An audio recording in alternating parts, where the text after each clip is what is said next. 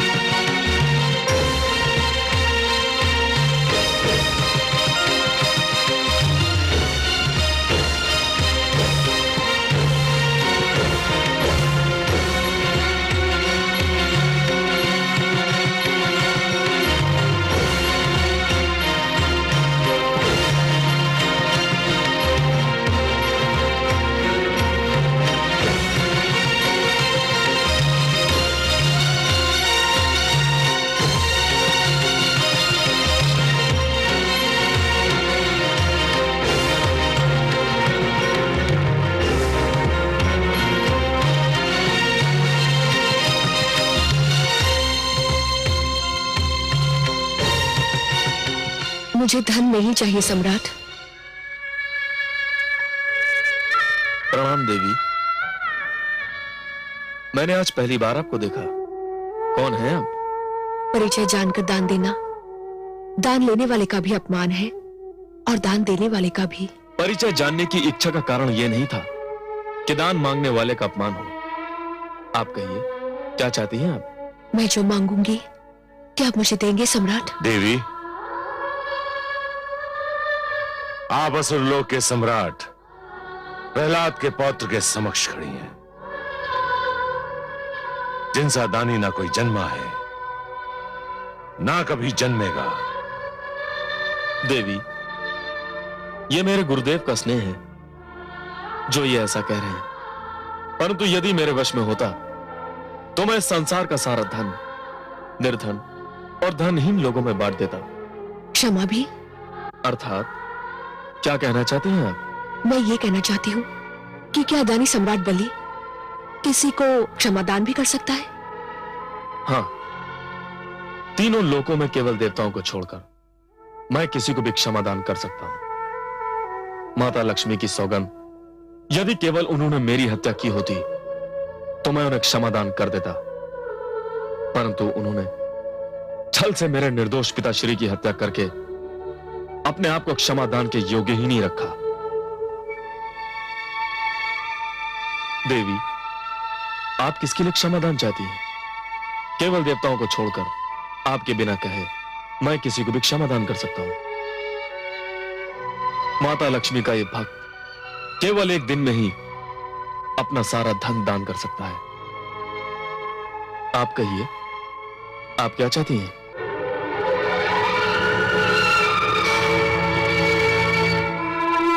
मुझे खेद है, आप निराश होकर जा रही हैं देव माता। क्या कहा? देव माता? देव माता, मुझे क्षमा कर दीजिएगा देव माता, मैंने आपको निराश किया, किंतु आप मुझसे आशीर्वाद लेने का अधिकार मत छीनिएगा देव माता।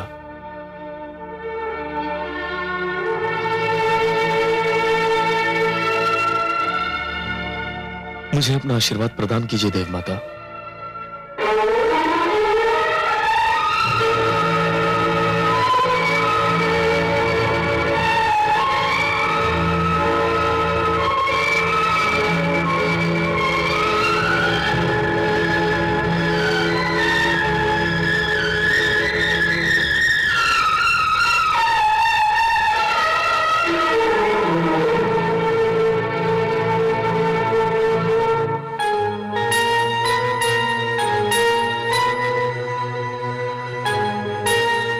हे माता, हे महादेवी, आप निर्धन को भी मुस्कुराकर देख लें तो वो धनवान हो जाए, और धनवान से रुष्ट हो जाए तो एक क्षण में कंगाल हो जाए। आप जिस चौखट पर पग धरें वो स्वर्ण की हो जाए, और आप जिस घर को छोड़ दें वो नर्क समान हो जाए। तीनों लोक में ऐसा कौन है जो आपकी कृपा दृष्टि नहीं चाहता? आप जीवन की सबसे महान आवश्यकता है। आप जीने का महानतम साधन है। संसार की सारी हलचल, सारी चहल पहल आपके बल पर है। आप प्रसन्नता का आधार है माते। मुझ पर सदैव अपनी कृपा बनाए रखिए। मुझ पर सदा अपनी कृपा दृष्टि रखिए। आपकी कृपा के बिना मैं कुछ भी नहीं हूं माते। मेरा यश कुछ नहीं, मेरा मान सम्मान कुछ नहीं।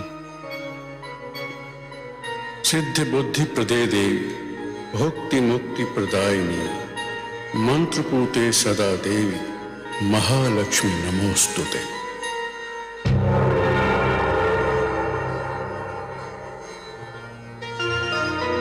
मैं तुम्हारे समक्ष खड़ी हूं वत्स, आंखें खोलो।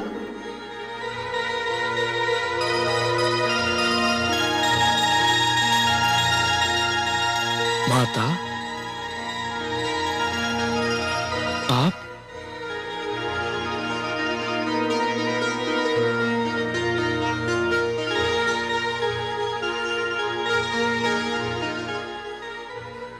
माता, मैं अपने भाग्य पर जितना भी गर्व करूं कम है।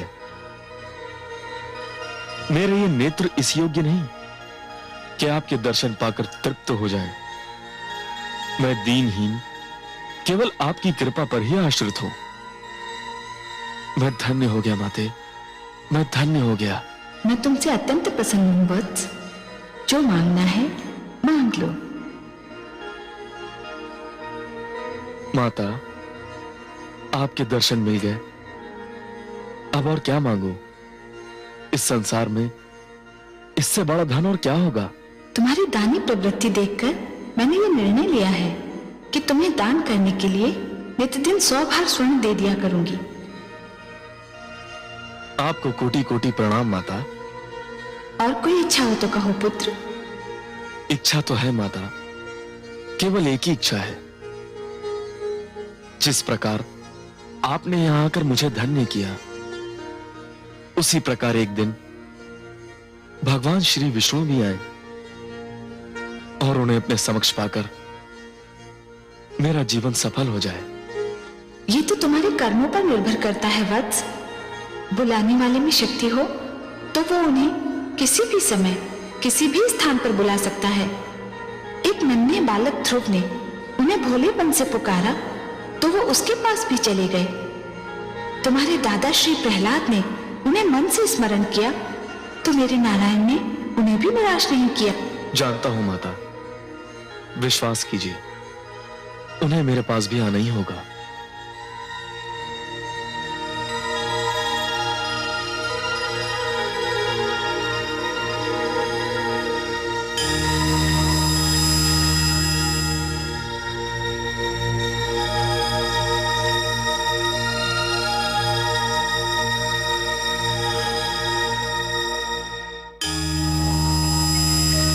नारायण नारायण।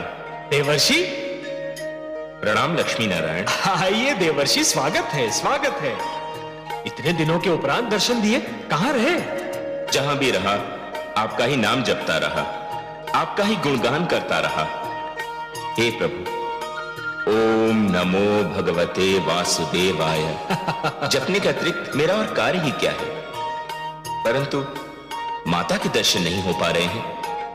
माता कहां चली गई? देवर्षि, आपकी माता को समस्त त्रैलोक्य में कृपादान करने से अवकाश कहां? वो तो चाहती हैं कि समस्त संसार में कोई भी व्यक्ति निर्धन ना रहे। जहां भी वो जाए स्वर्ण की वर्षा कर दें। सत्य कहा आपने। माता का हृदय इतना विशाल है कि वह धन बांटते बांटते नहीं थकती। परंतु एक बात है प्रभु, कह दूं? कहिए कहिए। वैसे भी कोई बात कहने से कोई आपको रोक थोड़ी ना सकता है देवर्षि, कहिए। माता के बिना विष्णुलोक अधूरा सा लगता है, कहां है वे? विष्णु लोक?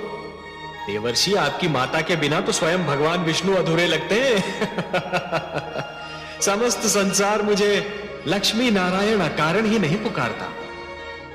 देवर्षि, इस समय वो अपने प्रपौत्र बलि से मिलने गई है। बहुत प्रसन्न है वो उसके दान पुण्य से, उसे आशीर्वाद देने गई है। और आप तो जानते हैं अपनी माता का स्वभाव, जिस पर प्रसन्न हो जाए उसके भंडार भर दे। यह तो मैं जानता हूं लक्ष्मी नारायण, परंतु इसके पीछे आपकी क्या लीला है, यह जानने का प्रयत्न कर रहा हूं। अर्थात हे पद्मनाभ, एक और आपने देवताओं के सिर से हाथ हटा लिया है, दूसरी ओर माता बलि पर कृपा पुष्प बरसा रही हैं, और तीसरी ओर मानव लोक में देवराज और अन्य देवताओं की पूजा आरंभ हो गई है। मैं ये तो जानता हूं लक्ष्मी नारायण, ये सब आपके संकेत पर हो रहा है, पर क्यों हो रहा है ये नहीं समझ पा रहा हूं। हे वर्षि, क्या प्रसन्न नहीं है कि जिन बेचारे देवताओं की पूजा बलि ने बंद करवा दी थी, उनकी कहीं तो पूजा हो रही है, कोई तो पूजा कर रहा है। आप तो जानते हैं देवर्षि कि हमारे देवराज इंद्र की एक बड़ी दुर्बलता है। उन्हें यह लगता है कि कोई उनकी पूजा ना करे तो उनका महत्व घट जाएगा। बेचारे देवताओं को कहीं तो आश्रय मिला, मानव लोक में ही सही। मैं जानता हूं कि आप मुझे अभी कुछ नहीं बताएंगे, किंतु हे लक्ष्मी नारायण, आपकी सुंदर हंसी मुझे बहुत कुछ बता रही है। अच्छा, मेरी सुंदर हंसी में आपको किसी कथा का आभास हो गया क्या? नारायण नारायण, आप नायकों के नायक हैं सर्वेश्वर, त्रिलोक की सारी कथाओं के जन्मदाता हैं। मैं तो आपके कथानक का एक छोटा सा पात्र हूं। कहानी तो नायक के मुख से ही भली लगती है। हे सर्वेश्वर, आपके मन में कौन सी कथा रच रही है, ये तो आप ही बताएं। आप ठीक समझे देवर्षि, एक कथा की रचना तो अवश्य हो रही है, पर उसका चरम बिंदु कब, कैसे और कहां आएगा, इसकी प्रतीक्षा तो स्वयं मैं भी कर रहा हूं। आप भी कीजिए।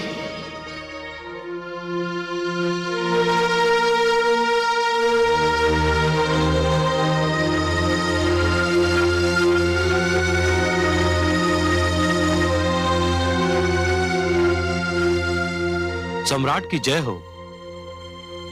क्या समाचार लाए हो सेनापति? सम्राट, मुझे खेद है, परंतु मेरे पास आपको सुनाने के लिए कोई बहुत शुभ समाचार नहीं है। क्या कहना चाहते हो? महाराज, आपके आदेशानुसार समस्त पाताल लोक में देवताओं की पूजा रोक दी गई है, परंतु क्या? महाराज, मानव लोक में अब भी देवताओं की पूजा हो रही है, बल्कि उसमें कुछ वृद्धि ही दिखाई दे रही है। क्या मानव लोक में हमारी घोषणा की गूंज नहीं पहुंची कि जो भी देवताओं की पूजा करेगा वो हमारे क्रोध को निमंत्रण देगा? पुत्र, तुम पाताल लोक के सम्राट हो, मानव लोक तुम्हारी सत्ता के घेरे से बाहर है। तो इसका अर्थ यह हुआ कि मुझे मानव लोक को भी अपनी सत्ता के घेरे में लाना होगा। इसके लिए तुम्हें मानव लोक पर चढ़ाई करनी होगी। तो मैं करूंगा, अवश्य करूंगा। मैं मानव लोक में देवताओं की पूजा रुकवा कर ही दम लूंगा। बहुत शुभ विचार है पुत्र, बहुत शुभ विचार। यदि तुमने पृथ्वी लोक पर भी विजय पा ली तो देवताओं को सिर छुपाने के लिए कोई स्थान नहीं मिलेगा। ऐसा ही होगा गुरुदेव। जहां भी देवताओं की पूजा होगी, मैं वहां जाकर उनसे युद्ध करूंगा और उसे जीत लूंगा। सेनापति जी महाराज। हमारी सेनाओं को युद्ध की तैयारी करने का आदेश दे दिया जाए। जो आज्ञा महाराज।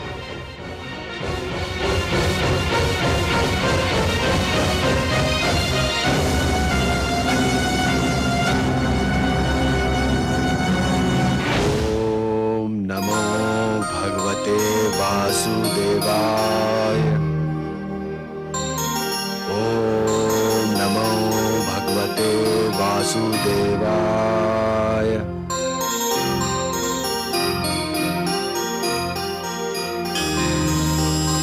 नारायण नारायण। पुत्र प्रहलाद, देवर्षि प्रणाम। देवर्षि आयुष्मान भव। देवर्षि, आपने मुझे अचानक दर्शन देकर धन्य कर दिया। आपकी पवित्र वाणी से नारायण का नाम सुनने को मेरे कान तरस गए थे। मुझ पर बड़ा उपकार किया आपने इस वन में पधार कर। मुझे भी तुमसे मिलकर बहुत प्रसन्नता होती है। तुम्हारे जैसे शिष्य की खोज मुझे इस वन से उस वन में फिराती रहती है। परंतु सत्य तो यह है कि तुम्हारे जैसा शिष्य मिलना बहुत कठिन कार्य है। मेरे जैसा शिष्य मिलना तो केवल कठिन है, परंतु आप जैसा गुरु मिलना असंभव है। मुझे गर्व है कि त्रिलोक के महानतम गुरु के चरणों की धूल से मैं तिलक कर सका।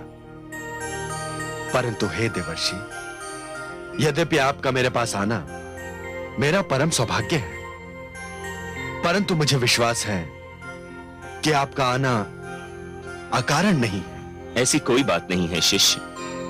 मुझे ये तो ज्ञात है कि संसार को त्याग कर संन्यास ले लेना बहुत महान कार्य है। मैं तो ये जानने के लिए भ्रमण कर रहा था कि संन्यास का सबसे बड़ा लाभ क्या है। तुम्हें देखकर मुझे यह भी ज्ञात हो गया शिष्य। मैं समझा नहीं देवर्षि, मुझे देखकर क्या ज्ञात हुआ आपको?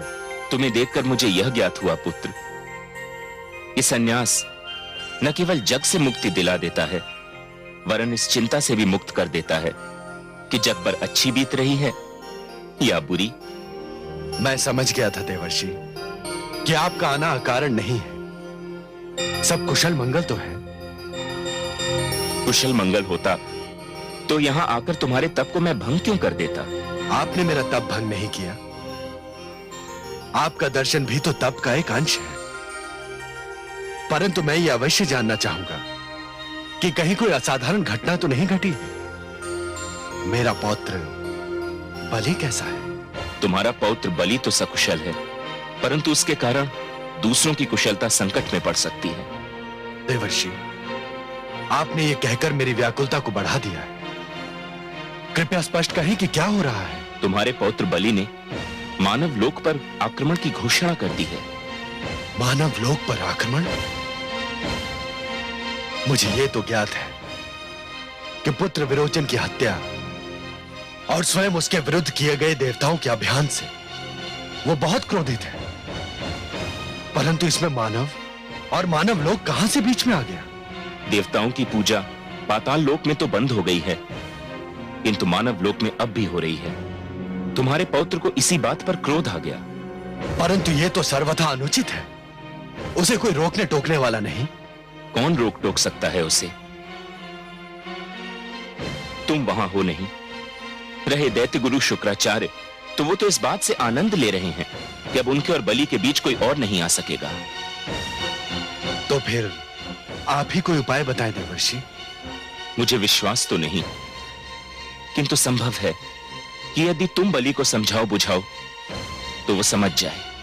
यदि यही मार्ग रह गया है तो मैं इस वन को छोड़कर असुर लोक अवश्य जाऊंगा। मैं रोकूंगा उसे इस अनर्थ से। नारायण नारायण।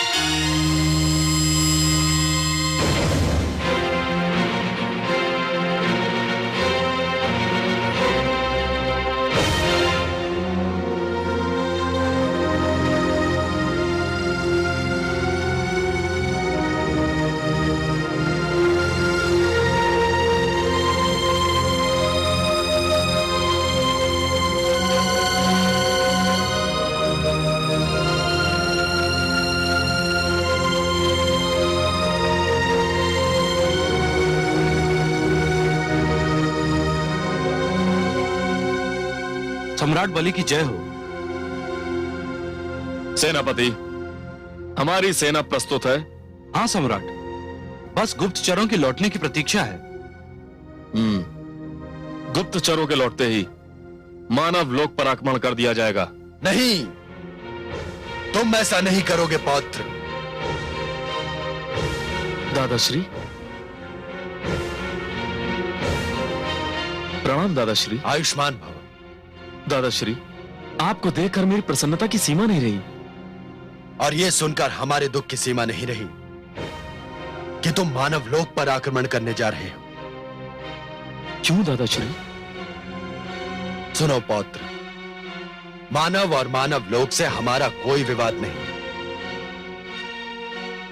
वर्षों पहले एक संधि हुई थी जिसके अनुसार देवलोक पर देवताओं का, मानव लोक पर मानव का और असुर लोक पर हमारा आधिपत्य मान लिया गया था। परंतु दादाश्री, पिताश्री और मेरी हत्या के उपरांत देवताओं ने उस संधि की धज्जियां उड़ा दी और तुमने देवलोक पर विजय पताका फहराकर उसका उत्तर दे दिया। बस अब इस विवाद को इसी बिंदु पर समाप्त हो जाना चाहिए। परंतु दादाश्री, मैंने देवताओं की पूजा बंद कर देने का आदेश दिया है। असुर लोक में उस आदेश को मान लिया गया है, परंतु मानव लोक में नहीं माना गया है। मानव लोक तुम्हारे अधीन नहीं है पौत्र। तो मैं उसे अपने अधीन करूंगा। यह तुम्हारी भूल होगी दादाश्री, यह देवताओं का अंतिम दंड होगा। पौत्र, अपने और देवताओं के झगड़े में निर्दोष मानव को लपेटना न्याय संगत नहीं होगा। परंतु दादाश्री, जिन देवताओं ने आपको, मेरे पिताश्री को और मुझे कष्ट पहुंचाया, उनकी पूजा बंद करवा देना सर्वथा न्याय संगत है। मानव लोक में हस्तक्षेप करने का तुम्हें कोई अधिकार नहीं है। प्रश्न अधिकार का नहीं है दादाश्री, प्रश्न कर्तव्य का है। किस कर्तव्य की बात कर रहे हो तुम? मैं वचन निभाने के कर्तव्य की बात कर रहा हूं दादाश्री। मैं वचन को दान की श्रेणी में रखता हूं, जो देकर लौटाया नहीं जाता। किसको वचन दिया है तुमने? अपने गुरु शुक्राचार्य को। मैंने उन्हें वचन दिया है कि मैं मानव लोक में देवताओं की पूजा बंद करवा कर ही दम लूंगा। अच्छा, तो यह बात है। इसका अर्थ यह हुआ पौत्र कि वो सीमा रेखा ही मिट चुकी है जहां से बड़ों के द्वारा किसी को रोका जा सके। तू हटी है पौत्र। मैं वचनबद्ध हूं दादाश्री। आज मैं मान गया पौत्र कि भाग्य का लेख कोई नहीं मिटा सकता।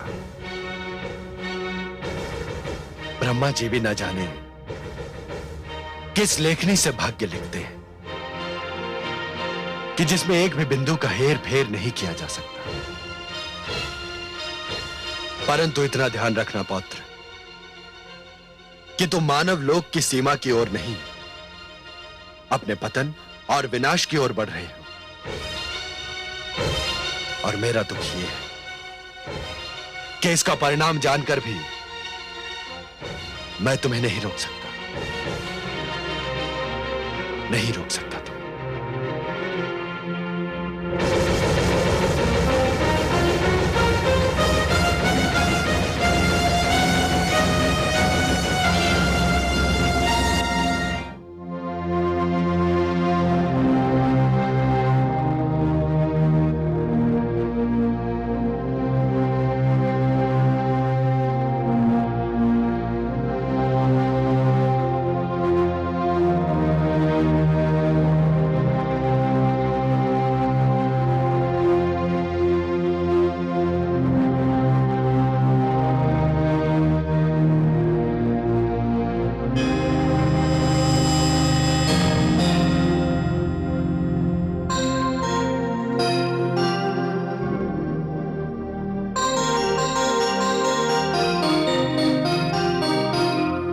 माते।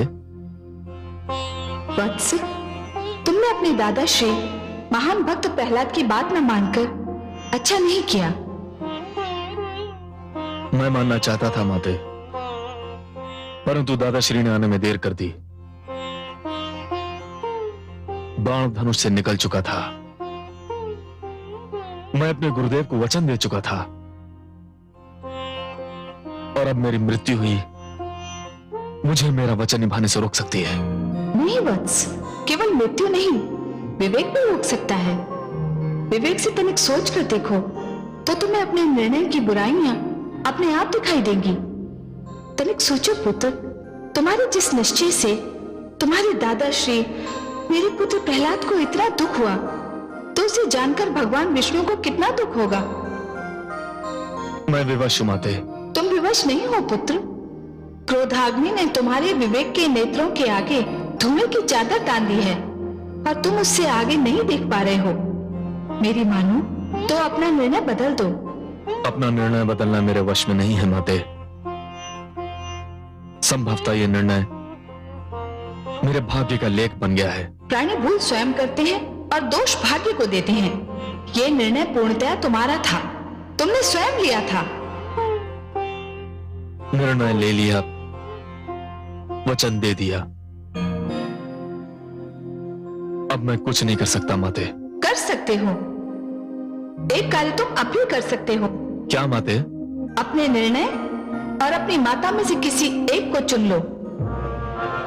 माते? हाँ वत्स, और ये निर्णय भी तुम्हें आज ही लेना होगा कि तुम्हें अपने निर्णय से अधिक प्यार है या मुझसे।